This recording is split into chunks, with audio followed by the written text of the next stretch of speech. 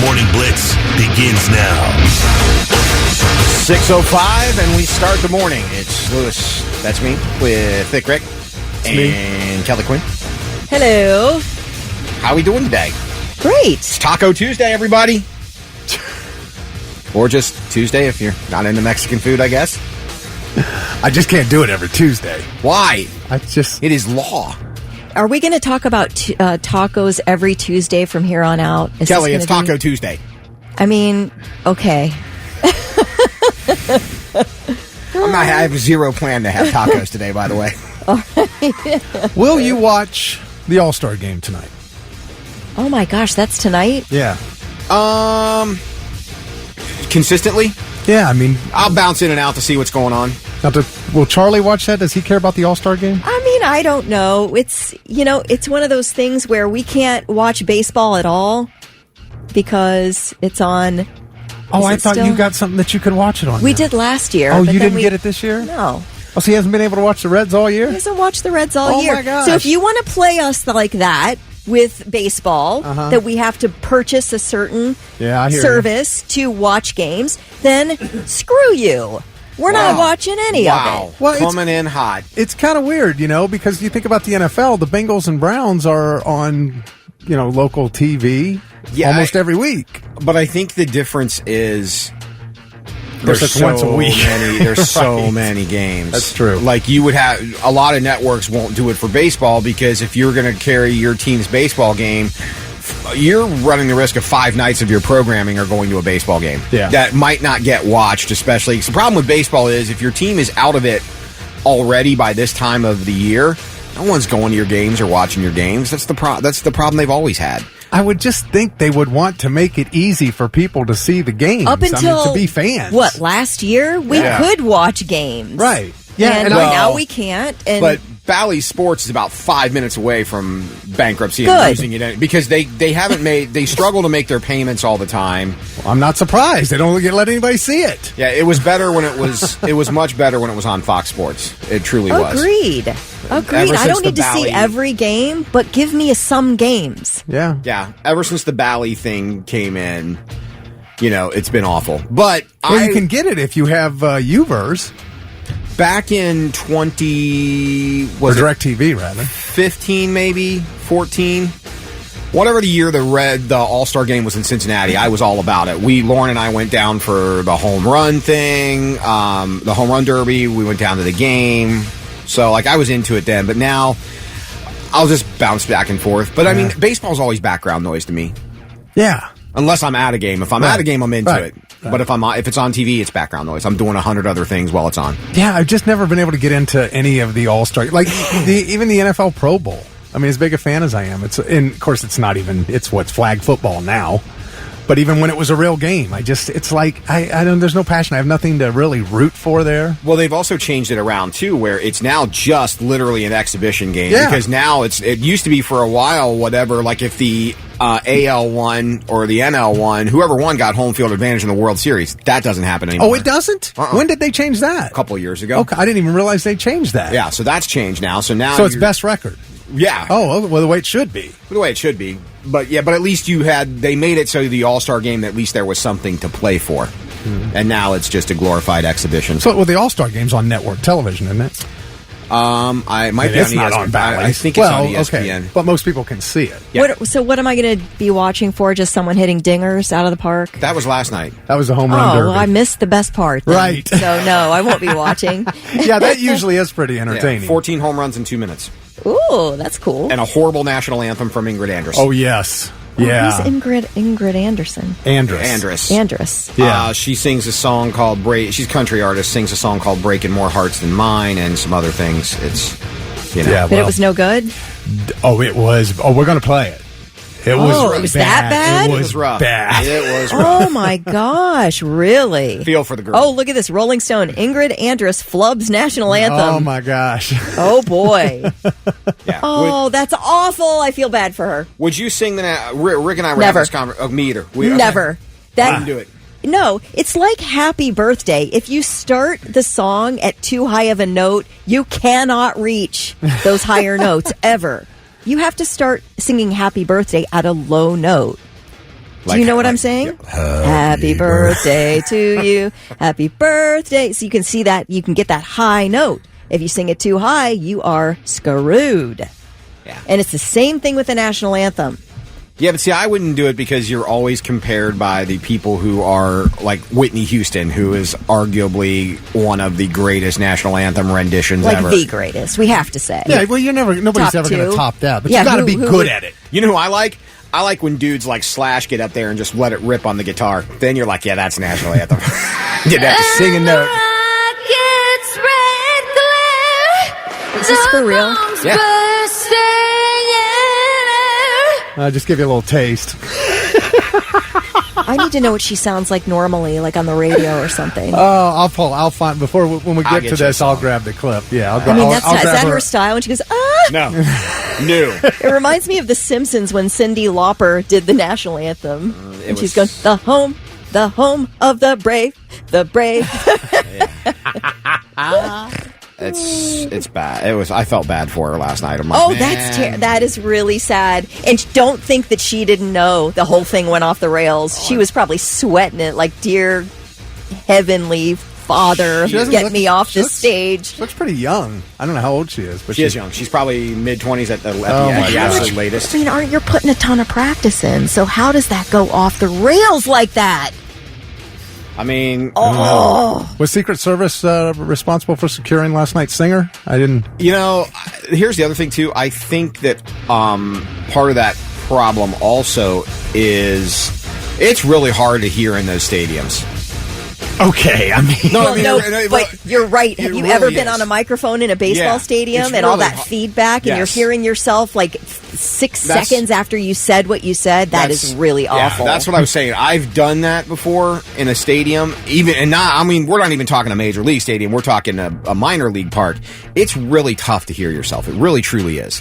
Yeah, you can hear yourself, but it's at such a delay, it confuses you. Yes. And so instantly, if you haven't practiced in that situation, man, I can't imagine singing in it. Well, you have that to look forward to coming up. I'll play you the whole thing. We've also got Avatar tickets, Ohio State Fair tickets. We've got another concert to announce just before 10 a.m., and we'll give away tickets to that. Morning Blitz trivia now.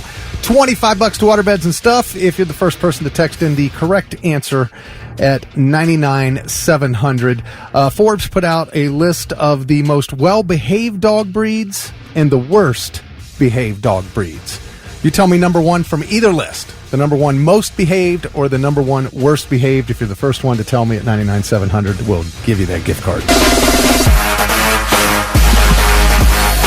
The Beastie Boys, 623. It is the Morning Blitz. Kelly Quinn, Thick Rick. I'm Lewis. Good morning. Thanks for waking up with us. Unless you don't like us, then I hope you have a terrible Tuesday. Hope it sucks. I hope your Tuesday feels like the worst Monday ever. You're a real bridge builder, aren't you? I am. I really am. What if somebody just tuned in for the first time? Heard you saying all that. Well, I didn't say anything mean to them. They haven't determined. If they just tuned in for the first time, they've yet to determine whether or not they like us. I heard that. That's right. So, they need a little more time. That might not apply to them for at least another, 26 minutes. What's this? The Blitz. Who's this guy? Lewis. What is this he's saying? He is a hole of the ass. What a jerk. Pretty much. I didn't say anything mean. I just said that the people, not that anybody that likes us. All right, our Morning Blitz trivia question. Forbes put out a list of the most well-behaved and least behaved dogs and wanted to know which was the best and which was the worst. Either one would get you the gift card if you were the first one to text in. And the answer is the most well-behaved dog is Kelly. The most well-behaved? Yes. A lab. Yep, Labrador Retriever. Number one on the list. Not surprised. Everybody, labs are good dogs. Yeah. Can't deny it. Had a couple for Golden Retriever. They made the top 10. Oh, yeah, those are great little friendly dogs. Not little, big friendly dogs. They were actually fifth. I was surprised Rottweiler's second. It's not the dog, it's the people. Well, no. A dog's temperament has a lot to do with it. Sure, but if you go by a Rottweiler that you want to train up to kill people, then no, you can train any dog. That's what we're talking about here. But what dog is easiest to train and be behaved? And which one's the hardest is basically what it is. Any dog can be trained to be mean. Sure, And then how vicious they are depends on the breed. Well, but if you abuse your dog, there's a chance they become a fear biter. Mm-hmm. If you are mean, I don't think we're talking about any of that here. I think we're talking about like in a normal, friendly circumstance where you're a halfway decent person with a dog. Yeah. Fine. I mean, you could train a pug to be mean, but he would never be as vicious as a pit bull if you trained the pit bull to be mean. Can you train up a golden retriever to kill people? I'm sure you could train it to be mean. I have no doubt. I have no doubt it could be mean. I think you feel like you're creating an army of vicious dogs. Right? Who do you want on your front line there, on your army of vicious dogs that you're going to abuse into viciousness? Can we draft our dogs based on, how we think we could... Hey, mine can go out front and just like scout. He can do recon. My dog would be great for that. But don't put him in battle because he's too he's too sweet and sensitive. My dogs be like, y'all going out there? Okay, cool. We'll be here when you get back. We'll guard the food. Yeah. If by guard you mean eat. Right. Not sure there will be any left when you get back, but we'll be right here. Do you guys ever see those videos where they go through a vet office and ask the vet and all the workers which breed of dog they would never own? And I tell you 80% of the time it's Labradoodle. 80% of the time. Oh, a Labradoodle, really? A Labradoodle. I guess their temperaments are not quite... set in stone. So you don't know what you're going to get when you get a lab. You could get a really sweet one. You got a hybrid, of course. Right. I mean, it's got two different personalities. It doesn't know what to do. Yeah. John, I'm going to start training my golden retriever to bite Lewis in the ass. There you go. Thank you, John. I just want to know if it can be done. So what do you guys think the least behaved dog is? A beagle? Nope. It's not a pug. Oh, no, not at all. How about like a dachshund or one of those little ankle biters? Yeah, like a what are those little things? Like a chihuahua. Siberian husky. Really? Oh, let me tell you something about a husky, all right? Those things take off. They run, and bye-bye. You're never going to see them again. They're really difficult. Some of my best friends, they've had Siberian Huskies, and they had two that were... The one that they had was a rescue, and she was a challenge because of the environment they came out of. But their first Siberian Husky, she was awesome. Now, she loved running outside when it was freezing cold outside, but she was very well behaved. Second least behaved dog? Yeah. Beagle. I knew it. I knew he was down there. Yes. So my frustrations aren't for nothing. I showed Charlie this video yesterday, this beagle running alongside his owner in this big wide open field. I'm like, how did that happen? How do they have a beagle off a leash? It's funny, when you look at the overall scores for the dogs, like the Labrador was 100%, sure. Rottweiler 92%, Shih Tzu 91%. The Husky was 0%, the Beagle was 1%. That's how bad. So yeah, Kelly, I understand now. Oh, you really got a dog. And you guys all warned me. Everybody on text was like, oh, don't get a beagle. But you know what? I didn't listen. But you get what you want, though. I love this little boy. I love him so much. He is a little. He is so fancy. I love him. And he's very, very misbehaved outside. Chad sent us pictures of his Dachshunds that they're sitting. Dachshunds? Dachshunds. Wait a minute. No, go ahead. How do you say it? Dachshund. Dachshund? But I want to start saying it the way you say it. Dachshund? I know everybody pronounces that breed different. I don't think so. I think we all say it Dachshund. Well, you say it how you want. But I'm going to start saying Dachshund. Whatever. I love it. Well, over here speaking Grove City East. What I'm trying to say is that Chad sent us a great picture of 3 of them. It's on our text wall if you want to take What about a Chihuahua? Have you seen any of those pictures? A Chihuahua? A Chihuahua? All right. Joel Primer from Logan was the first one to text in the correct answer, so he's got $25 to waterbeds and stuff. Queens of the Stone Age, the Morning Blitz, 641, Thick, Kelly, Lewis, and a ton of people sending us photos of their dogs. Thank you. You can text us at 99700 if you have a picture of your dogs, because we are loving these. Jerry sent us one of his taking up the entire back seat of the car. Good looking dog. Lisa sent a picture of her dog, and it's a bunny rabbit. It's a white rabbit that looks like it has a ton of personality, Mr. Sparty, and she said it's litter box trained. Nice. Charles sent his picture, his dog's laying in the mud puddle. That one was great. It's hilarious. And then Dave curling up with his dog. And then Just a ton of good pictures of How dogs. about Larry's Cocker Spaniel in the glasses? Oh my God, Awesome. So cute. Mike's Bosco. Mike, your dog looks like a Bosco. Absolutely 100%. Pamela sent us her burn doodles. Yes, and I was going to say now. Is it just the one on the right is a burn doodle? Is the one on the left a burn doodle as well? I thought they both were. They're really. Sorry, you guys. I know you can't see these pictures. This is frustrating, but these are really, really cute dogs. If I get another dog, I think that's what I want. A burn doodle? Yeah, I love that black and white one, man. Oh my gosh. Robert sent us his 3. Chad sent us his pack of beggars. Oh, those beggars. Good looking dogs. They are great. Rose, Jerry, Josh, So many. Mike, David. We've got some great dog pictures. Again, feel free. We'll look at these all morning. Look at the one that just came in. There's no name. The purple collar. Yeah, the pink purple collar. Yes. What a fine boxer! Now You find distinguished gentleman. Is that a gentleman or a lady? I can't see. Aw. And then Now you talk about fancy, Kelly. Oh. That guy. Very fancy. Violet. It's a lady. It's Violet the boxer. Violet Oh the my boxer. gosh. Got it. Look at her. Oh, thanks, you guys. That was great. You made our morning with we these got pictures. So many pictures of dogs. I didn't even expect that. If you can't smile looking at dog pics, then we can't be friends. Look at you guys. Got to see Doug the Basset Hound. Oh, Joel just sent us a picture of his. Look at his ears folded back. Dogs are so much better. Doug. Dogs are so much better than people.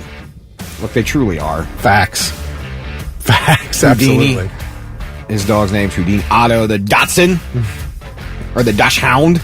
Dachshund. What happened to Dachshund? I don't know. We pronounced it 7 different ways this morning. All right, let's talk about the fact that you're disturbed by animals this morning. Well, and I'm not disturbed dogs. by just animals in general, but the animals that, well, one animal in particular that I witnessed down at my sister's last weekend, because I Was told this you. at the tap room? No, not at the swingers bar. No, this was at her house. It's like a whole different kind of animal. Her almost farm house. I'm walking around. There's chickens. There's ducks. I mean, it's just like she's got it going on there. I keep waiting to walk up and see a cow in her yard. I know it's going to happen eventually. Anyway, there was one duck that was in front of the house that was sitting on eggs. Mm-hmm. Like 10 eggs. And they're big. That's what they do. I'm looking at this little duck going, did you lay all of those eggs, really? Anyway, so she's sitting on the eggs. And then every now and then she'll get off of them and take a walk and then come back to them. Well, at one point, we're sitting in the back, and she comes around the corner of the house. She's got an egg in her mouth. Mm-hmm. I'm like, is something wrong? She's carrying one of her eggs. No, she was eating it. She was eating her own egg. And I'm baffled. I'm like, why? Your duck is a cannibal. Why is your duck eating its egg? Well, Rick, it's Was a it circle fertilized? of life. I mean, it might just be like an egg that's Well, not she was gonna... sitting on them. I don't know. Okay. She laid them. Yeah. I mean, they're technically hers. And she's sitting on them. And then so I'm starting, and people are talking, well, there are certain animals. I'm like, what do you mean certain animals? Hello? I had gerbils growing up, Ginger and George, and Ginger ate George. Oh, my gosh, really? In the cage. Really? And we fed them every day, so it wasn't a matter of being starving. She was just... she was a rough woman to get along with. Poor George got eaten. She ate his face off. Now that's crazy to see as a kid. That had to be traumatizing. It was wild, dude. No, yeah, I think my mom took him out before we could see him. But we're like, what happened to George? Oh, whatever. Story we got. So my sister said, yeah, they'll do that. Then my mom says, yeah, hogs will eat hogs. I'm like, what are we doing? What? Hogs will eat hogs. It's the circle of life. I mean, it's Well, I looked it up. Sure enough, large hogs are known to cannibalize smaller hogs. Yeah, it's a hog-eat-hog world. Have you ever seen a chimpanzee eat someone's face? They'll do that. And chimpanzee's pretty close to a human. Yeah. And so I read on, wild pigs are indiscriminate feeders. They will eat whatever is most available and easiest to catch, even if it's another wild pig. They're greedy. So I got to wondering that, because I've never really been on a farm, but I know we have some people listening who are farmers or live on farms, and that's why I wanted to talk about this early, because that's when farm people are up early, What if our farm people are like the late sleepers? They probably are. They're blitzes. Hamsters will eat their own newborns. Oh, my gosh. But yeah, in terms of farm animals, I don't know. Nikki said rabbits will eat their babies. if a human touches their babies. Oh, my gosh. Well, I remember when we talked about South Dakota Governor Kristi Noem, who wrote the book and talked about killing the dog on the farm.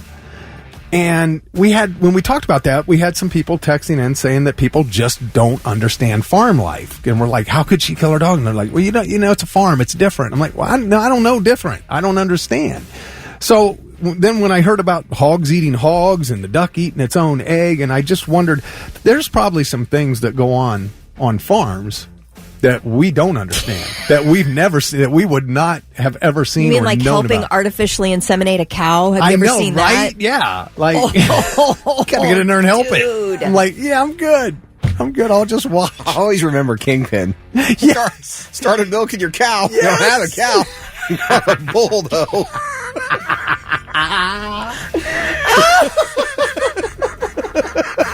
Freaking great. She had a little trouble getting started, so I had to warm her up. So, you can milk anything with nipples. This is true. But yeah, so I just wondered if if you're experienced with farm life, whether you're a farmer or you just grew up on a farm, or just share some stuff with us that we would not know and maybe we wouldn't understand. I just want to know if there's some crazy stuff on the farms. We're getting so many dog texts. I lost where the text was, but someone said that a duck or a chicken will eat their own eggs if one of them's cracked. Okay, well, maybe it was. Maybe that was it then. Maybe the duck was walking around because they wanted someone to... Can you scramble this for me? Maybe throw a little pepper on that? All right, 99-700. You can call us, 1-800-821-9970. Love to hear some good farm stories that, just the average person would be like, yeah, I never had any idea, or I would never understand that. Good morning, Blitz. 651 Lincoln Park with Thick, Kelly, Lewis, and Suzanne sent a picture of Lurch, her pug. I love the pug. Got 3, Suzanne. They are adorable. And just got a picture from Troy. Dakota is their giant dog that looks after their property. He's a big dude, too. Mike says hogs eat everything, but you have to shave the body and remove the teeth. What? That's what he said. I don't know. It's a farm life. Louis said, look up a calf puller. Was pretty traumatized watching one of those used when I was in high school. So I'm guessing that's the person that pulls the calf out of the cow. It's a device to help get the calf out of the birth canal. It's an actual piece of equipment. Yeah. Tiffany said, I live in the city and have chickens. I regularly take my chickens' eggs and scramble them with the shells and feed it back to the chickens. It's a good source of protein and calcium back into their system. Circle of life. Yeah. I put eggshells in my pot plants. Your Mexican haze? My Mexican haze. Yep. Josh said I had a hen that would lay and then peck the eggs to kill the chicks out of jealousy. Yeah. What? Attention. All right, this person texted, we used to raise a lot of free-roaming pigs. If we did not get the females separated and into their own pen before birthing, another pig would come up and eat her babies as she was giving birth. Wild. Oh, wow. Chris said, growing up on farms my whole life, we had to castrate our animals on our own. Oof. Man, I like the country, but I don't know about farm life. Dave says, I grew up on a farm. I remember a sow eating her litter as soon as they were born. Off to Bob Evans she went. Once an eater, always an eater. Dang. Someone said it was common occurrence to bring baby lambs into the house during a blizzard to warm them up in the sink or bathtub. Sometimes you'd have to give them CPR, or the countless times as a kid I had to reach into a cow or sheep to help have her baby because my hands and arms were smaller. Whoa, that is a wild experience. What a way to grow up. I really am jealous of that. I kind of am. I love a 4-H kid. I tell you, it is a really neat way to grow up. You're lucky to have that experience. All right. Matt said some animals will eat deformed or sickly babies to help the healthy ones survive better. Man. I knew there was stuff going on. Yeah. Sierra said chicken are omnivores. They'll eat their own eggs if... they're cracked. Yeah. So there you go. So you don't have to, it's just part of the circle of life. Yeah. You don't have to be alarmed. All right. Okay, I feel better because it's normal now. It's nature. Now it's been normalized for me. There you go. And now, all right, I'm listening. 3 things you need to know before you go. 2 days after surviving an attempted assassination, former President Donald Trump appeared at the Republican National Convention's opening night with a bandage over his right ear. GOP delegates cheering wildly. Trump was visibly emotional when he entered the arena with Lee Greenwood singing God Bless the USA. Let me tell you something. That song, although it's been overplayed, granted, at every 4th of July since the thing came out, every big, red, white, and boom and all that, that song makes me cry.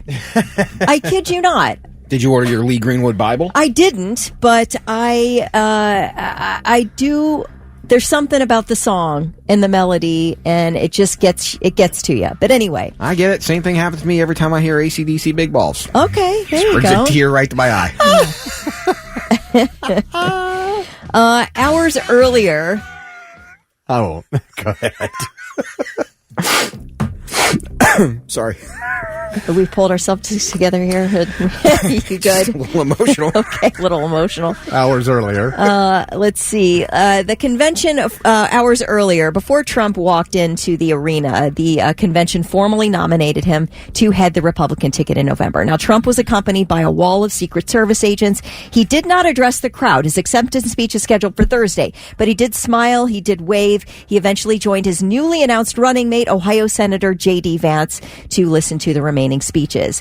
Now, J.D. Vance says he got the call from Trump about 20 minutes before Trump posted the news online. He says he knew he was getting a call from Donald Trump. He knew it was going to be a big one, but he had no idea if it was going to be good news or bad news. He was like, I knew it was going to be big, but I didn't know which way it was going to go. Well, we now know that that phone call was good news. He actually has me put my 7-year-old son on the phone. You think about this, everything that's happened, the guy just got shot at a couple of days ago, and he takes the time to talk to my 7-year-old. It's a moment I'll never forget. All right, a little primer on J.D. Vance. If you don't know, he is 39 years old. He's a Marine Corps veteran. He's a graduate of The Ohio State University and Yale Law School. He first rose to national attention with his best-selling memoir, Hillbilly Elegy, which is an excellent book, by the way. It's just told the story of his Appalachian upbringing. He was elected U.S. Senator in November 2022, and as a senator, J.D. Vance has shown some willingness to work across the aisle. He and Ohio's senior senator, Democrat Sherrod Brown, teamed up on a number of issues important to the state, including fighting for funding to build that Intel facility in Licking County and introducing rail safety legislation in response to the East Palestine derailment. He is married to 38-year-old Usha Vance, whom he met at Yale. She's an attorney. They've been married since 2014. They have 3 children, Ewan, Vivek, and Mirabelle. Now, Vance does have the chance to become Ohio's first ever vice president. We have never had a vice president from Ohio. 8 Ohioans have served as president, but Ohio has never had a vice president. There have been 3 vice presidential candidates from major parties in the past. However, there has not been one since 1944, when John Bricker joined Thomas Dewey on the ticket. The 2 unsuccessfully tried to unseat FDR. So he's 39. He's 39. So he's the same age as Lewis. Can you imagine Lewis being vice president, Kelly? I can. Absolutely. Lewis is vice president. I feel like you've lived enough life where you're wise enough to be able to do some things. You're strong enough as a young man to be able to do some things. Yes, I can imagine. As much experience. So, yeah. I think it's neat for Ohio to have somebody on the presidential ticket. Were you going to bring up Kamala? Not yet, no. Oh, you're going to do that later? No, go right ahead. Oh, I was just going to say called him. That she called him and congratulated him and then immediately challenged him to a debate. Yeah, why not? You got to get that VP debate going. Yeah. Absolutely. So it'll be interesting, folks. So that's how the RNC is shaping up day 1. And we'll talk a little bit more about, the investigation into the assassination attempt coming up next hour. And those are your 3 things. Good morning. 7:09 on the Morning Blitz with Thick, Kelly, and Lewis. Oh, people are still sending us pictures of their dogs. These are, you guys, I love you guys for sending your dogs. Oh, anyway. Can't go wrong with a good dog pic to start the day. The one looks like it's ready to box somebody. It does. Like up on its feet, like fists up.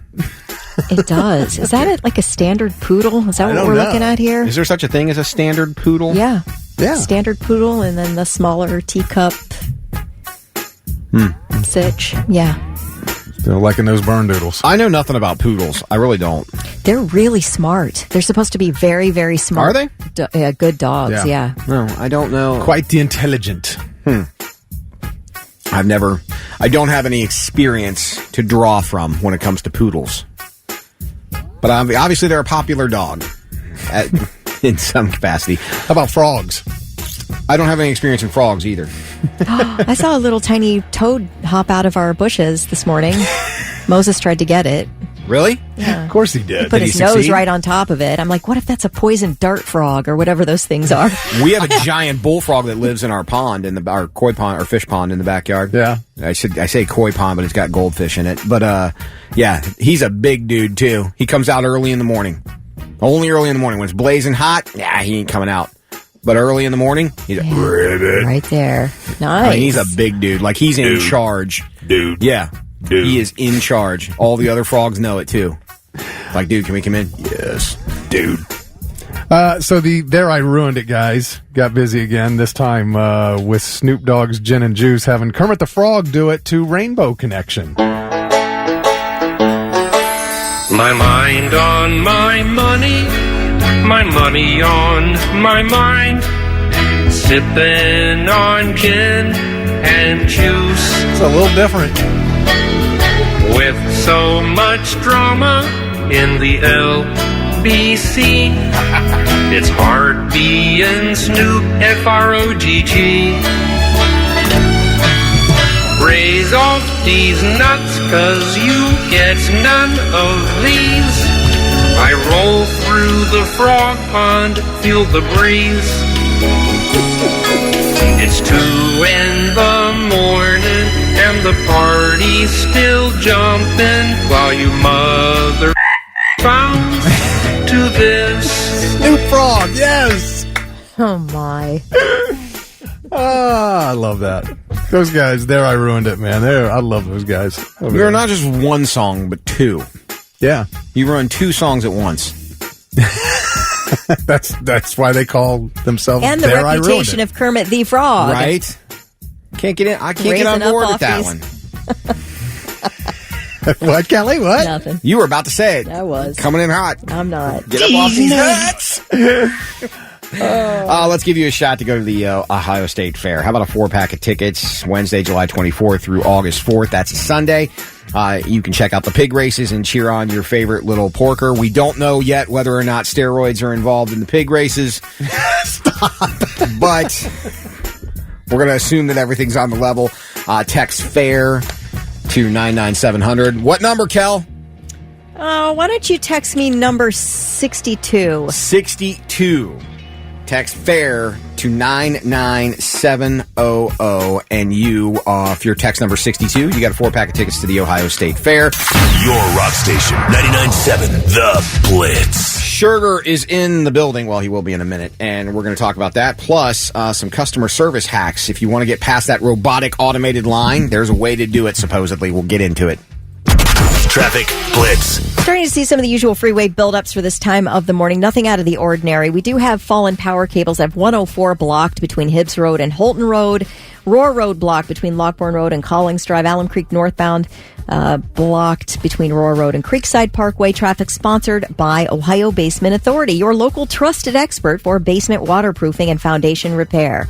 Book your free inspection at ohiobasementauthority.com. That's traffic from the Scott Smith Traffic Center. Get Scott Smith, get justice. Hurt614.com. It's back. Join the Blitz and Buckeyes. It's Green Day on the Morning Blitz, 724. Thick, Kelly, Lewis, and congrats to Scott in Reynoldsburg. Picked up a 4-pack of tickets to the Ohio State Fair, July 24th through Sunday, August the 4th. He was excited about the pig races. Was he? Yep. Scott, let us know if any of those look dosed. Like they're on roids. You mean like little Piggy Sosa? Yeah. Piggy Sosa. Got that competitive edge in the fair pig races. Got to be careful. So, I think I've said this before. I'm not a fan of the automated phone line at all, like any of them. I don't know who is. You know, whoever invented the automated phone line should be drugged down a gravel highway at a high speed for their trouble. But someone on Reddit claimed that when you call a customer service, because I know if I call and I get the automated line, I'm the one going, operator! like 1,000 times so I could get, or pushing 0 until it won't quit. Well, someone on Reddit said that when you call a customer service, the quickest way to get an actual human being on the phone is start swearing and dropping F-bombs. What? Yeah. The AI will flag you as disgruntled and transfer you immediately. To a real person. To a real person. I love it. Whose job is it to get those disgruntled calls? Right? Oh, what a nightmare. You got to go in every morning knowing that your day is just going to be terrible every day. Now some kid's going to get in trouble because he hears this and at home he's at home. But, you know, typically we're disgruntled because of the automated phone system. So I feel like once you transfer me to a real person, I'm immediately going to be in a better mood because I'm talking to somebody now finally. Yeah. You know? I just don't like the there's nothing about the automated thing that's good. Like, absolutely nothing. Unless you don't want to deal with someone. Then you're like, yep, did it. Call the automated line. But if you need an answer for something, it's absolutely horrible. Mm-hmm. They say also that there's some other life hacks in case you're interested. If you offer to pay your therapist in cash, they might cut you a deal. Really? Oh, I guess then they don't have to claim it. Yeah. I feel like we've got some moral issues with that. That's the person you want being your therapist? I got a deal on her, though. I like my therapist right next to the pawn shop and the strip club. Yes. If that's the strip mall they're in, we're good. You take cash, right? Good. If you're mailing something to, and I've done this, if you're mailing something to an address that's not too far away, choose the cheapest shipping option, and it will get there a little faster. I have done that. Because it's local, you mean? Because it's local. Okay. Yeah, and they'll just dump it pretty quickly. If you're looking to buy flowers, and you use the flowers.com, which all that stuff is a ripoff, by the way, if it's cheaper if you call a local florist and tell them what you want, they'll do it for cheaper. If you're if you need to get flowers because you've effed up or, you know, it's an anniversary or something keep your money local. If you want a bigger scholarship, ask. High school teachers said several students got between $10 and $20K a year by writing to the school before committing and claiming that another school was offering more money. Look, I want to go to the Ohio State University, but Michigan is offering me $15,000 more a year than you are. Hey, if it works. It works. Do you remember that guy Matthew Lesko who was hawking those like books that he would write about how to get free money from the government? And there were these big books, and he was doing those infomercials all the time with a crazy question mark suit jacket and wonder what that guy's doing. Spending his money that he's screwed everybody out of. This one does work. They say if you get a car loan before you buy, you'll get a better rate. I went through a credit union before I even bought my Jeep, so I knew what I had when I was going in. So, like, get a pre-approved loan from your bank or whatever? Yeah, so you go to your bank and go, hey, I want to spend, this is the car I'm looking at. It's probably going to cost me $25,000. What can you do for me? Kind of thing. And also you can buy refurbished products, like computers and stuff like that. Absolutely. They're basically almost new. They come with a warranty, and you'll save yourself a couple of $100. Sometimes those are like not even opened. It was like somebody bought something and they got home and went, "Oh, that's the wrong thing," and they took it back, and it goes in the refurbished pile, and it's perfect. Yeah, but you'll save a ton of money on that stuff, especially and when it comes to computer stuff. Last one, a little on the shady side, but I'm not going to lie. Any worse than offering your therapist cash? Quite possibly so, but I checked this one because if it comes up, damn right, I'm going to do this. If you can rent a super nice casket for someone's funeral and then bury their ass in a cheap one when it's done. Oh, my God. So you're like a poser. Yeah, get the nice one on display. All right, throw them in the pine box. So you're having the viewing, and everybody's going, oh, look at the beautiful casket they so got her. Beautiful. Those people must be rich. They can afford that casket. I'll be at the front row. And then she's being buried in like a wooden box. I'll be at the front. Hey!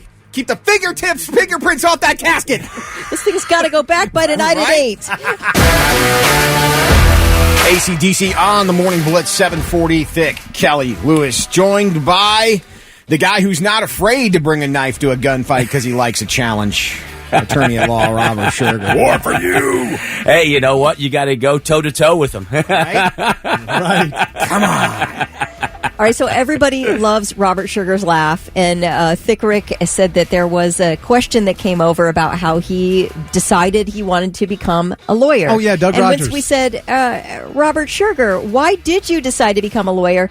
He just started laughing. It's about a science fair. Yeah, you know what? It was an injustice happened early on in my life. 8th grade science fair back in the day.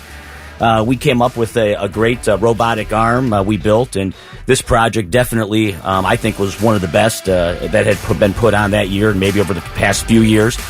I give the presentation. There's 2 school board members who are the judges. I give this presentation and, thought I made it to the next round. Come to find out, I didn't make it to the next round.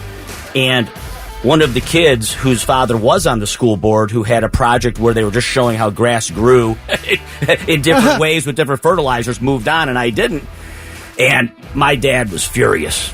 He's like, "What do you mean? This is unbelievable. This is how the system has worked. Yep. People are constantly getting screwed. The system's screwed, my boy. Because you've got somebody in power whose kid needs to move on. Our project gets thrown to the side. The grass growing moves on." And he looked at me and he said, "Son, I'm going to give you one piece of advice. You've got to join him if you're going to beat him. You got to go into law, you got to go into politics, and you got to make this right." And I'll tell you, from 8th grade on, I had a laser focus. This is a multi-decade grudge. Oh, no, and that's why it's natural for me to go to war for you, because I always feel that passion and understand what I went through when I was a young boy. So you didn't. What is that kid doing today? I want to know. Yeah. So this was always your primary career choice. You didn't have a backup plan. You didn't have a fallback. No. Politics, right? Yeah, politics and the law were the 2 areas after that experience. It was either for a while that I wanted to be a general manager of a basketball team. I was in elementary school. Who doesn't? Exactly. I thought, hey, this would be easy. I remember picking up the phone and calling Wayne Embry's office and saying, "Hey, my mom said she couldn't believe it. I picked up the phone in 5th grade, is trying to get an internship with the Cavs." And Wayne Embry's assistant was just laughing. She was like, it's you're a little bit young, but we appreciate the effort. And Wayne Embry was the general manager of the Cleveland Cavaliers at the time. You got to have a backup plan. I mean, I had dreams. I was going to go out west, L.A., be a famous porn star. It didn't work out. Fell back to radio. Well, who knows? I might OnlyFans. have ended up in that industry if law didn't work out. Backup plan's a good thing. You never know. So, go ahead. I was going to say, I want to ask you about drones. Yeah. Right? Because they're becoming an issue. I've talked about this a couple of times. It's been happening for several years. And I haven't seen it in the past couple of years. We have next door neighbors. They have a pool. And when we moved in there several years ago, they had 2 daughters who were just finishing college. And they would go out to the pool, 2 young girls. And this drone would fly over at times and just hover there. And it's like, come on, you creep. And I'm like, what can be done about that? I was told can't shoot it. Yeah. Like, I'm not allowed to shoot the drone. It has a right to fly as long as it doesn't fly a certain height. And I'm like, okay, well, by that logic, it can hover right in front of my bedroom window. Well, and with the kind of cameras that are on those drones, they might as well be in your home. That's what I mean. What's the difference between that and me standing on a sidewalk staring in somebody's window? What's the difference? Well, I mean, you're pretty creepy if that's what you're doing. Well, so is the friggin' drone. There's a lot of different kind of people out there, right. Lewis. Hey, furthermore, just to tack on to that a little bit, is that like Walmart does drone delivery? Yeah. And I mean, can they look in your windows? Those things aren't flying very high. Well, I think is Walmart looking into my living room? They're not. Correct me if I'm wrong. They're not all automated. Right, so there's someone at the helm. So you're at the mercy of who's controlling it, flowing with that joystick. Right, background checks. Right. Well, one of the things that's interesting is that now in the Ohio legislature, one of the pieces of legislation that they're putting through is to try to create a law that does create a reasonable expectation of privacy when a drone comes around your private property. So that Rick, in this instance where you're talking about the pool, if that law passes, that would be a violation. It would be considered trespassing. Well, what was the sub that we were talking about? It's been before we were on vacation. Was it Arlington? Was it Upper Arlington? That was the drone that was flying over while they were having dinner, and it was just hovering above their property. Was that where? Yeah. So, I mean, you're just having dinner with your family, and you Oh, yeah. And as of today, right now, you'd have no recourse. Yeah, that's crazy to me. Oh, yeah. No. It's instances like you talked about, Rick, are what help inspire and push for the law to be passed. What about, I'm not allowed to shoot it. What about a slingshot? Can I get away with that? Can you wound it? Yeah, unfortunately, you'd probably be sued for destroying their private property at this point. How would they know? Well, I guess it depends if it's on camera or not. I mean, you would have to probably it's get definitely on camera, else why are you flying a drone around? Well, I know, but have to get a shot. If it's next door looking at the pool and I'm over you're at thinking the of side, angles. Bam. You're thinking of angles. And it drops, how are they going to know? That's like a hit and run, right? Sneaky. This is what we call a vigilante, right? Rick's gonna be the next Charles Bronson Sketcher man. He's gonna go around to all the suburbs taking down these drones. Wow, Charles Bronson. I haven't heard that name. That's a new business idea. There you go. I haven't heard the name Charles Bronson in a while. Absolutely. Sorry, drone. One of us is not going to make it out of this.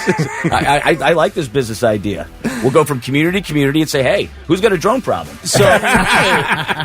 So beyond the drone problem, do you want to come back on the Baldwin thing? You want to take a break and come back on the Baldwin thing? Sure. You want to play a song? Yeah, let's come back and get into the Baldwin thing, because there's a lot of people who, I know Kelly's a fan of Alec Baldwin and has been for a while, but I am too. We've had discussions about this since it came up, because we've had guys that were armorers that have called and talked to us about this, because there's a lot of who's really to blame for this whole situation. But obviously this situation is over now, so we can discuss from a legal perspective. Falling in reverse on the Morning Blitz, 7:50 with Thick, Kelly, and Lewis, joined by attorney Robert Scheurger. Getting into this Baldwin thing. So everybody knows now there was a movie called Rust that was being filmed. Once again, bullet left in the gun. Alec Baldwin pulled the trigger thinking it was a prop and ends up killing someone. This goes to trial, but we found out, was it Friday that this got dismissed? I think so, yeah. Last week, yep. So he was in tears. Completely dismissed because the prosecution decided to withhold evidence and basically lost the whole case because of it, because they did not file things the right way, put things in order. Now, this would have, I believe, Kelly, you know better than me, this would have benefited Baldwin, right? Yes, it was basically saying that there were live rounds found on the set, the movie set, but they had this evidence, I guess, documented under another case name. Wow. And so it was not available for the defense in discovery. So they weren't allowed to prepare Bizarre. based on that. When there's so much scrutiny on a case, you always wonder, the defense is going to eventually find out on something like this, particularly with someone like Alec Baldwin, who has an army of attorneys. Yet the prosecutor makes an error. I shouldn't even say an error. I mean, it sounds like it was a strategic, tactical move to try to undermine the defense's ability to get discovery. It's unfortunate. And time again, people see that, and you wonder why they have such their dander gets up so high when you're talking about prosecutors and the government making sure that they have your best interest in mind. Well, I think justice was done there. I don't see under any circumstance why you blame Alec Baldwin for this. I just still can't get it through my head. Why is there a real live bullet on a movie set at all? It sounds, and Kelly, like you were saying, there are other live bullets on the set. It sounds like the beginning of a terrible horror movie, right? Where somebody loads all the guns with real bullets, right. And everybody's dying. And after the Brandon Lee thing, why is there even a live round on any movie set? On any movie set at all? There should exactly. And I think Alec Baldwin, because of his nature with the media, particularly in New York, that probably really elongated the process of them really trying to pursue him hard on this, trying to blame him for the unfortunate death of the actress that died on Rust. And now the armorers' lawyers are demanding she be let go, but what's their argument? I don't understand that. Same thing. Like withholding of evidence. Oh, so they did on her as well? Well, I mean, it's the same evidence. Oh, it's the same evidence. Okay. But it doesn't matter for her. She was in charge of making sure there were no live rounds, so it's still her fault. It just, that amazes me. Matt on our text wall brought up a question for Robert. How did Karen Reed not get acquitted of all charges? He said a blind man could see the reasonable doubt. Are you familiar with the Boston? It's the she's accused of killing her Boston police boyfriend. Did you see this? Yeah, was that domestic violence? Yes. issue? So she was claiming self-defense, right? Right. But he wants to know why she wasn't acquitted based on reasonable doubt. Like it was just blatant that it wasn't necessarily a clear-cut case. I haven't seen the evidence of that case. But just kind of fill me in, Lewis, real quick. She's accused of ramming her SUV into her boyfriend, callously leaving him on the ground before a snowstorm had dated the future. She dated the future Boston police officer in her 20s. They reconnected during the pandemic, and then she was charged with his death, but when they reconnected, he had moved to a suburban to take care of his niece and nephew after their parents died. She told ABC before the trial she admired him for stepping up with the kids, but their relationship soured. The niece and nephew testified about their verbal fights, and what should have been a fun-filled trip to Aruba in 2021 was basically accusations of cheating that ended up leaving this guy dead. Oh, wow. She basically reversed her SUV into him on the front lawn of another officer's house in 2022, left him a voicemail, said, "John, I effing hate you." So it was an intense fight. So, but there was a lot of, gray area in there or whatever. I mean, that's a brutal way to go. Back in there with the SUV. Well, and the question there is, what was her intent? Was she just backing out and he happened to be behind there, or did she actually look back and say and push the pedal down? It's a little bit different than the Tiger Woods thing. Yeah. I mean, just every woman in America was like, "Oh, poor Tiger Woods wrecked his car." Every guy went golf club through the back. She caught him cheating. Exactly. There's two stories to every side, right? Depends how you frame it. This is true. We never have enough time with Scheurger. Never done. Yeah. Just flies Time by. flies. Dang, I'll say. We never, I will be back again soon. Yeah. If you'll have me. Absolutely. For sure. You have a great one, man. No. Thanks, everybody. And now, the 3 things you need to know before you go. Services for Corey Comparator, the 50-year-old man who was killed at the Trump rally over the weekend, are being held this week in Freeport, Pennsylvania. Visitation will be on Thursday for friends and family. The funeral service will be private. Former President Donald Trump has said he will be at that funeral. There is growing hard evidence that law enforcement were made aware of 20-year-old Thomas Crooks on the roof before he opened fire. So there are claims that people were notifying authorities, a full 20 minutes before the attempted assassination. But without a doubt, according to a newly surfaced video, there were 86 seconds of warnings before the shooting. Bystanders yelling out to police about Thomas Crooks. The Secret Service is under pressure to explain the major security failure, but so far there's been no comment. The only comments from Secret Service Director Kimberly Cheadle are that the shooting was unacceptable and that she will not resign. Was there any confirmation that there was a police officer who did climb up and saw him and then climb back down? Yes, the county sheriff confirmed yesterday that one of his deputies was getting onto the roof when Crooks turned the AR-style rifle on him, and he went back down. Now, when asked why did he not take out a gun and shoot the guy for pointing a gun at him, he said his weight was on both arms trying to pull himself up onto the roof, and he was unable to reach for his gun. Okay, so he was at the top. Yes, he was at the top. Okay. And that was his explanation, is that his full body weight was on his arms trying to push himself up onto the roof. So then he went back down the ladder. So why didn't he then pull the gun out and go back up? No idea. And I don't know if the shooting happened directly after that. I'm not sure of the timing. Yeah, supposedly the cop rattled him, and that's when he shot after he saw the cop, then he shot. But he was rattled and had already So you're telling me that all happened to reposition his shot. Within seconds of the police coming up and him seeing him, you're telling me he shot within seconds of that? Supposedly. Yeah, I don't know the exact timing on that, but I do know that there were multiple people warning officers of Thomas Crooks for minutes. Yeah, I saw those videos yesterday. So here's the question. We were just kind of talking about this with Scheurger as he was leaving. Would a guy in military fatigues with a rifle strapped to his back in that environment, would you notice him as being out of place because of that environment? I mean, again, if that guy is walking, let's say that guy's downtown on High Street in military fatigues with an AR-15 strapped to his back, you might go, oh, dude, this guy's up to no good. But in that environment, as a casual person who was just going into the rally, would you just think that that's a military guy walking around? I do think it alarmed people because he was army crawling across the roof so as not to be seen. That part, maybe, but for him to walk for him to get to that roof. But he's the only one wearing that. Secret Service and the snipers are not wearing those military But I'm just saying, at a glance, would you know? Well, I don't know. They were all yelling. I saw the videos. They were all yelling to the police to do something because there was a shooter on the roof. I saw those videos yesterday. Yeah. I see what you're saying, though. There is enough question there to where you don't know, you can't believe your lying eyes type situation. Right. Like, am I seeing what I'm seeing? What am I seeing here? That's what I'm saying. And then also, you don't just shoot a guy for being there, but if the guy turns his gun on a deputy sheriff, then I think you can shoot. Well, if he's got a gun pointed at the president, you shoot him.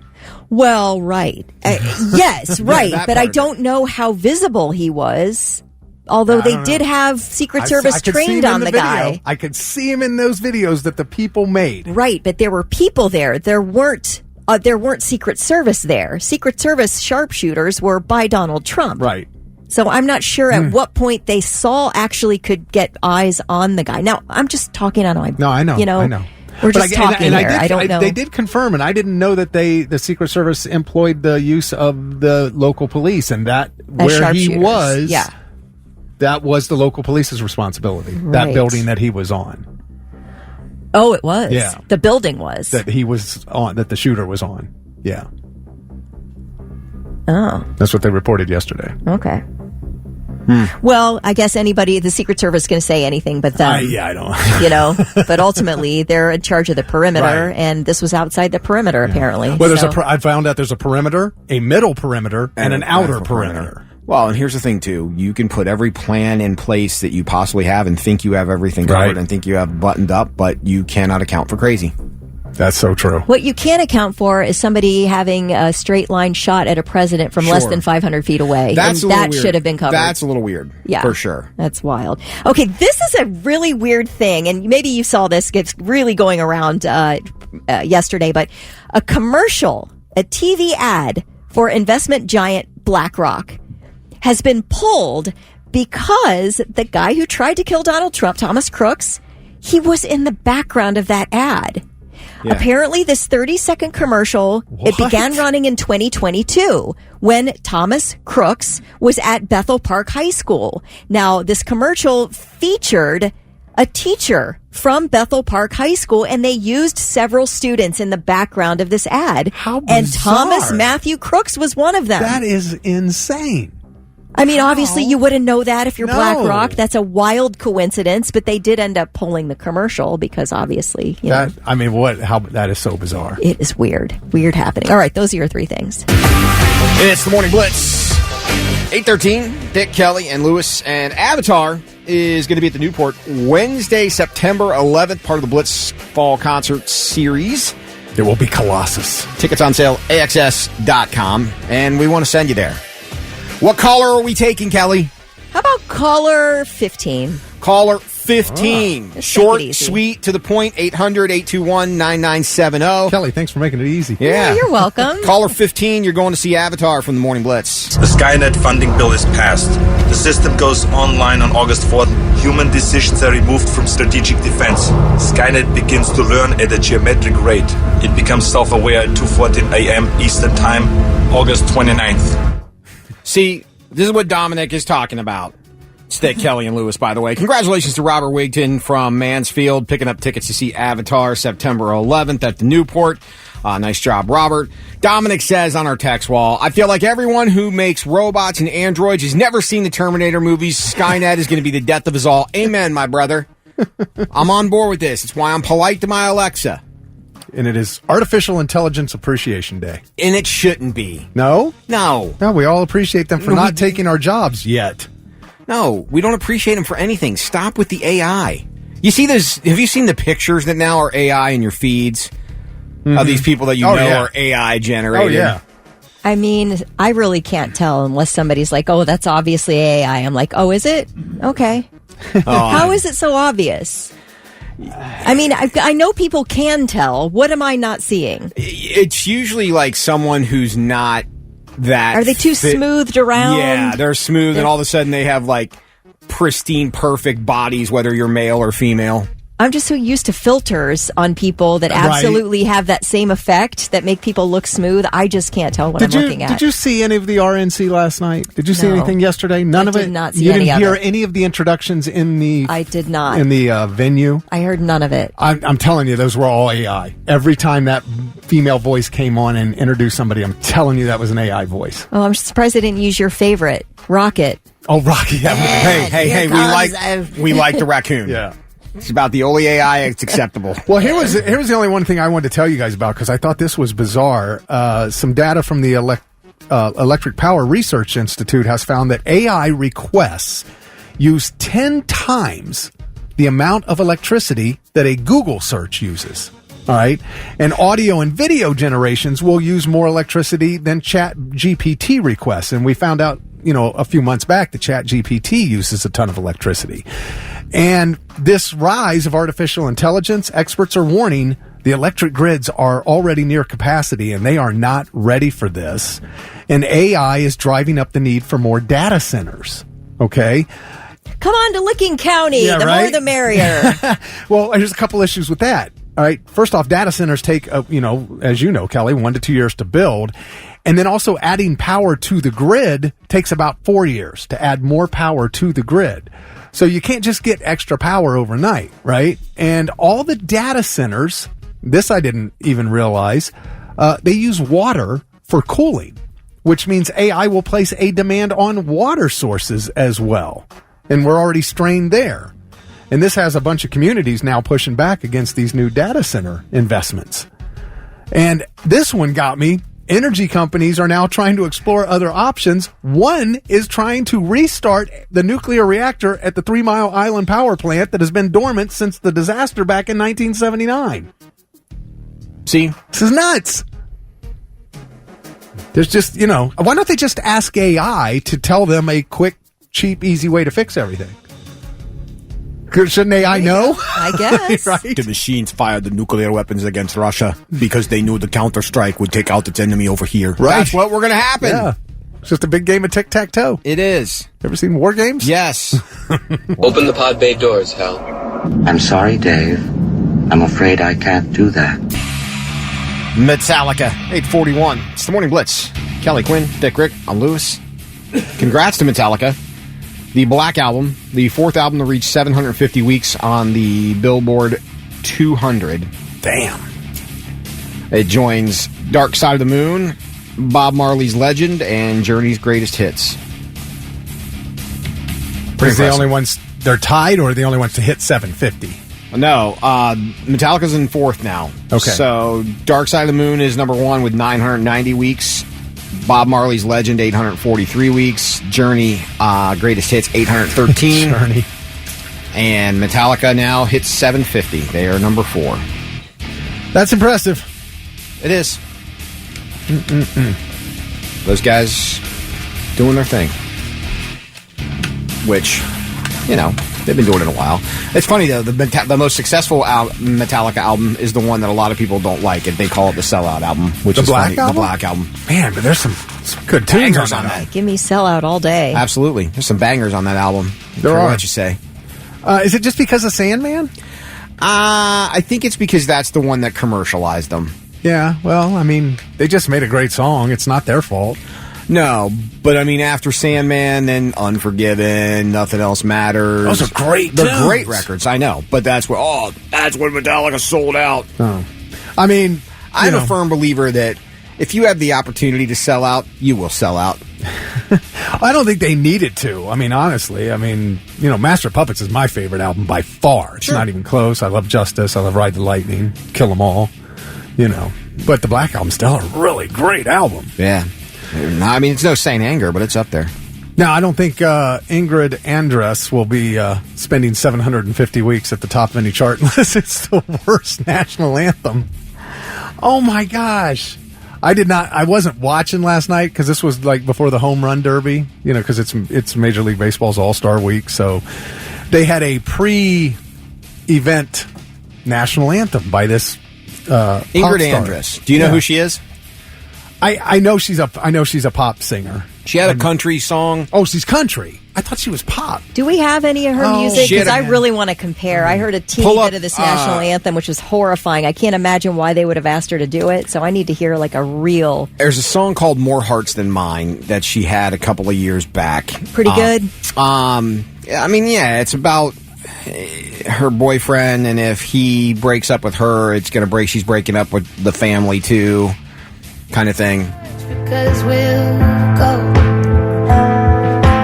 I'm not trying to scare you off, but I just thought that we should talk a few things out before we hit the road. If I bring you home to mama, I guess I better warn ya. She falls in love a little faster than I do. Oh, isn't that cute? Yeah. Okay, she's great. Well, she's great in the recording studio. Really good. I mean, you can see why she might be invited to sing the national anthem somewhere. No, I get it. Yeah, I get it. All right, so yeah, she sounds a little different when she's live doing the national anthem. Oh, say, can you see by the dawn's early light what so proudly we hailed by the twilight's last gleam? It hasn't even gotten bad yet. Whose broad stripes and bright stars through the perilous fight, o'er the ramparts we watched were so gallantly streaming. Here we go. And the rocket's red glare, the bombs bursting in air, gave proof to the night that our flag was still there. Kelly's on the floor. Ooh. Oh, say does that star-spangled banner yet wave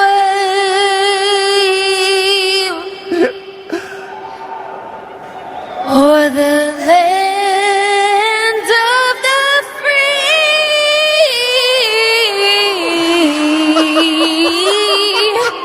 and the home of the brave. Woo. Oh my gosh. I mean, obviously the crowd's reacting like, what is happening? Oh, they were applauding because she was done. Here's the thing is I thought, this girl probably knew, like, from the first line, she was off key. Oh. So she probably knew it. Well, no, she didn't. That girl was dragging that song out like you couldn't believe. You think she'd be singing it faster to get the heck out of Dodge. She was dragging that song out longer than anybody. You know what it is? I think when she started, I think the echo started to get to her in the because she could hear herself, and I think it threw her off key. I don't know if it threw her off key. Again, how about that weird vocal affectation? Yeah. The free. I'm not saying it was a good rendition, but I think in her head and maybe in a studio, she had an idea of how to sing it one way, and then she got in the stadium, and the arrangement that she had in her head didn't play well in the stadium. Or maybe she didn't rehearse long enough. Possible. I don't know. I mean, oh, well, Popcorn Pam's bird didn't like it. Dominic didn't like it. Trump isn't the only one bleeding ears this week, is he? Sean said you can tell she tried to give it her all. Stephanie said it sounds last minute. Yeah, that's what I thought. David said, please don't ever in your life play that again. Well, she's not the worst. She's not the worst ever. Yeah, it's not the worst. I mean, it's bad, though. You hear Carl Lewis, Cuba Gooding Jr., Roseanne, those were all terrible. You know. And I know you said, like, if you're not really good at it, if you can't nail it, you shouldn't do it. There's too many great ones out there that you're going to be held to, like you were talking about. There's a reason most bands use backing tracks in stadiums. They really do, because it's terrible to try to do anything in that sports environment. I mean, that's not set up for a concert. There's a big difference between a concert in a stadium and, singing one song that's when a stadium's set up for a sporting event. Well, here's a little sample of some of the greatest of all time. How say can you see by the dawn's early light what a proudly we have at the twilight's last gleaming? Whose broad stripes and bright stars through the perilous fight, or the rampant we watch through the twilight's last gleaming, and the rockets red flag. The bombs bursting in air gave proof through the night that our flag was still there. I'll make up for it now. No, you're not. Oh, say does that star-spangled banner yet wave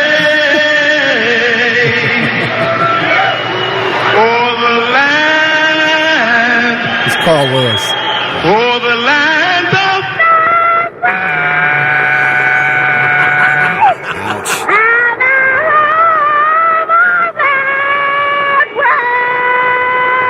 And the rockets red glare, the bombs bursting in air, gave proof through the night that our flag was still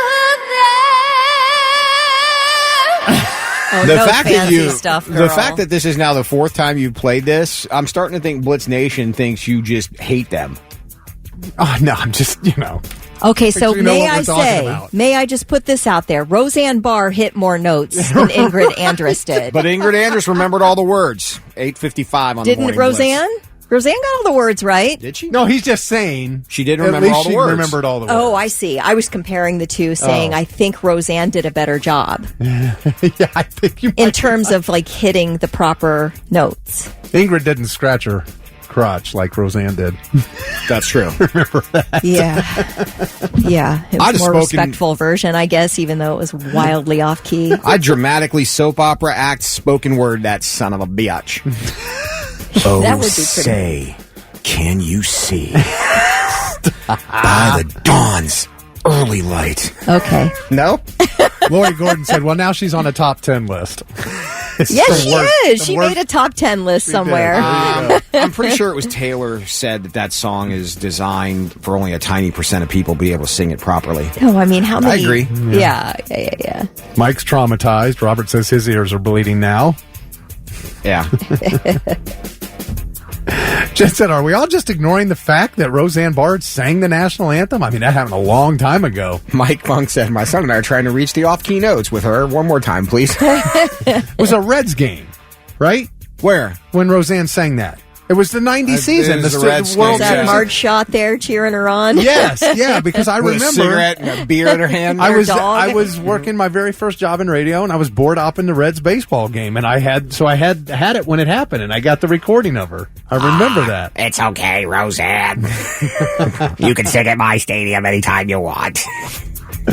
Oh my gosh. Let's see. Jacob said, "This is the best national anthem." Somebody tell my pool boy to get me another whiskey sour. Oh my gosh. Ingrid Andress, though, can be very thankful that everyone's talking about what a poor job she did, but also, like, I was compelled to listen to her music because I wanted to see what does she do in the studio, and she's good. She's talented. I mean, she may not be your cup of tea, but she's a good singer. No, she's a good singer. Yeah, definitely. Mike said he'd rather listen to Wesley Snipes sing the Star Spangled Banner from Demolition Man. That was great. What was the... Who did the one where he goes, uh-oh, who was that? Carl Lewis. Carl Lewis. That was funny because he acknowledged, like, he was, like, his thing was going crazy. But then he comes back and goes, I'm about to make up for it, and he did not. Right. It's got to be tough to sing. I mean, it could be, maybe what was it, Aunt Bethany from Christmas Vacation? Yes. And the Rockets. You know, poor old lady. Steve said Macy Gray once forgot the words to the anthem. I'm just trying to remember that. wonder how much pressure you put on yourself. Don't forget the words. Don't forget the words. Oh, damn, I forgot the words. That's a lot. That's a really, I mean, the pressure must really be on when you're singing that song. Ugh. Like I said, my son and I are trying to reach the off-key notes with her. Can you play that one more time, please? Is there an echo in here? Oh, damn it. Damn it.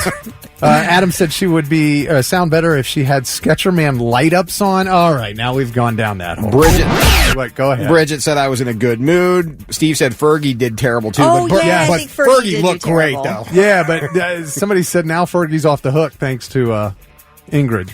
Someone said Roseanne Barr was in San Diego. Maybe it was during a Reds game. Maybe it was the Reds at the Chargers. At the Padres. Padres, I mean. Now, all right, I'm listening. 3 things you need to know before you go. Richard Simmons, I guess, suffered a fall at home the day before he died, but he refused to get himself checked out. Apparently, according to TMZ, Richard Simmons was in the bathroom of his home when he told his housekeeper that he was feeling dizzy. This was on Friday, and it was his birthday that day. Apparently, he fell down. Details of the fall are not known, but the housekeeper told authorities that she asked Richard Simmons, do you want to go to the hospital? You want to go to the ER? And he said, no, it's my birthday. Just help me to bed and, let me just kind of rest. So she did. And that was that. The next morning at 10 a.m., she's like, hey, everything all right? She found him dead on the floor beside his bed. So that's a wild little update to the death of Richard Simmons.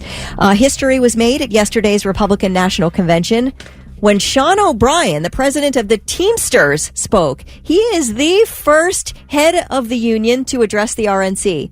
They are typically very heavily in support of all Democratic candidates as union members and union heads. And Sean O'Brien told the RNC, he spoke there yesterday afternoon, said American families know the system's broken and that the paychecks of American workers continue to shrink due to inflation. So he's upset about the current situation and decided he would give a fiery speech at the Republican National Convention. Now, today's featured speaker at the RNC, Nikki Haley. She will speak on the importance of party unity. She ended her candidacy for the White House in March, of course, sort of speaking out, I guess, mostly against the people who agreed to share a debate stage with her, which was not Donald Trump. But anyway, I think they asked her early on, would you consider a vice presidency offer? And she said no when it came to Donald Trump. But we'll hear from her today to see what she has to say. All right, let's talk about Tenacious D. Really wild. Sunday night performance in Sydney, Australia. They have a tour. They're currently in Australia, supposed to go to New Zealand, and then they'll pick up the U.S. leg in October. Well, apparently on Sunday it was Kyle Gass's birthday, so Jack Black was singing happy birthday to him. And, well, I'll let you hear what happened.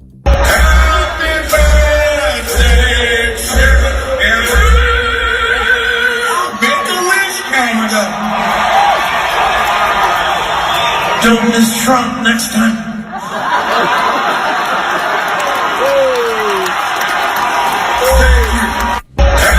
Okay, so Jack Black said, what's your wish? And Kyle Gass said, don't miss Trump next time. So, as you can imagine, they're getting absolutely hammered online for that.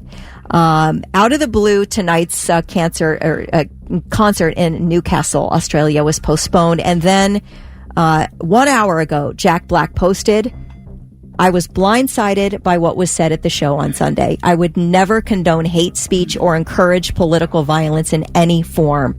After much reflection, I no longer feel it is appropriate to continue the Tenacious D tour, and all future creative plans are on hold.